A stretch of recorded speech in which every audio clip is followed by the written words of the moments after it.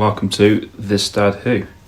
If you're new here, I'm Luke. I'm a dad with a love for gaming, tech, and finding those rare moments of free time to dive into something I'm passionate about. Finally! Nefarious Tower, here I come! Today, I want to talk about a big decision I made recently. Switching from the Xbox Series X to the PS5 Pro. As someone who doesn't get a ton of time to game, picking the right console was a huge deal.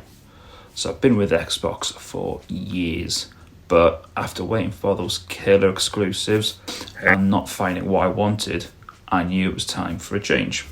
In this video, I'll share why the PS5 Pro became my console of choice, the setup I'm using to get the most out of it, and the incredible games that have made the Switch totally worth it.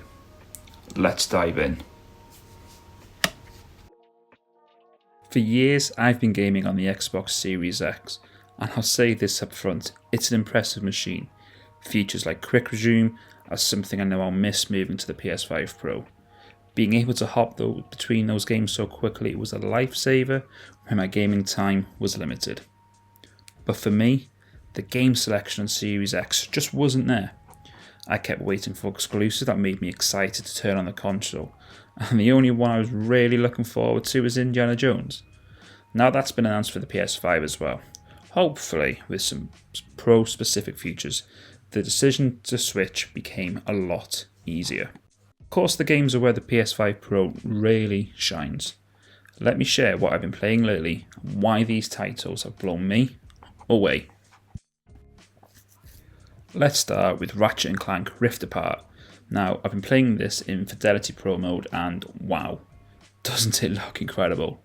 Thanks to its unlock refresh rate and VRR on my LG C3 TV, the game often reaches around 90 FPS, making for a buttery smooth experience.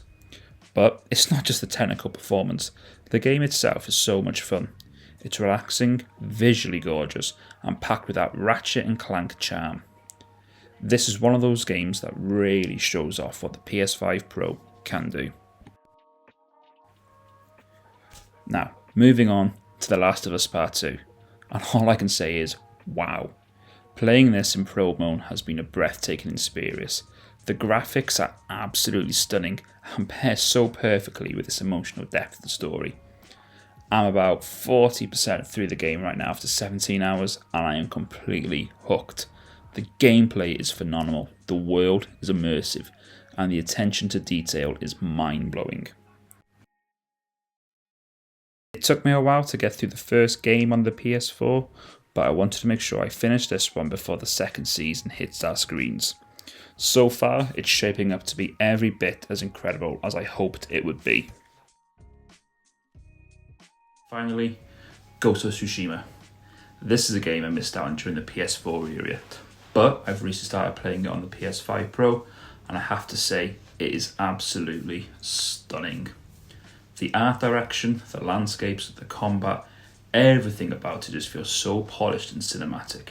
I haven't had much time to deep dive into it yet because I've been focused on other games like Last of Us and Ratchet Clank, but it's definitely a game I'm planning to come back to soon. Next up, Spider-Man Miles Morales. I've been a huge fan of Insomniac Spider-Man since playing the original on the PS4. It's honestly one of my favourite games. I held off playing Miles Morales on my son's PS5 and I'm so glad I waited. The ray tracing effects are phenomenal on the Pro, the reflections, the lighting, it all adds up so much depth to the world. As for the game itself, I loved its shorter runtime. It's a more compact experience, but perfectly suited to the story it wanted to tell. What made it extra special for me was the winter setting in New York. I played it over the Christmas period, and the snow-covered streets of New York really added to the atmosphere. So, of course, the PS5 Pro isn't perfect. It's not cheap, especially if you're adding extras like the optional disc drive, which I bought so I could play physical games alongside my eldest. But for me, it's worth the cost to have that flexibility. And can I tell the difference between the Pro and a base PS5? Well, I haven't done any side-by-side comparisons, but I played Spider-Man 2 on my son's PS5 and it looked great there too. The big win for me with the Pro is not having to choose between performance mode and fidelity mode. It's a small thing, but as a dad who just wants to sit down and enjoy, it's made a big difference. That's why I picked the PS5 Pro. It's given me a way to enjoy those precious 3 hours in the best possible way, with games that make me excited to hit that power button. What's your views on the PS5 Pro? Have you upgraded from a base PS5 to the Pro, or just going to completely skip the Pro and go to the PS6? Let me know down below.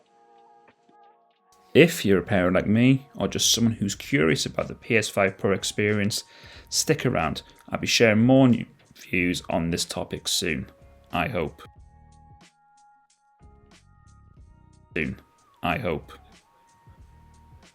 Thanks for watching, and if you enjoyed this, or if you're just curious about a dad what the PS5 Pro has to say on anything PS5 related or tech related, hit that subscribe button. Thanks for watching, and I'll see you in the next one.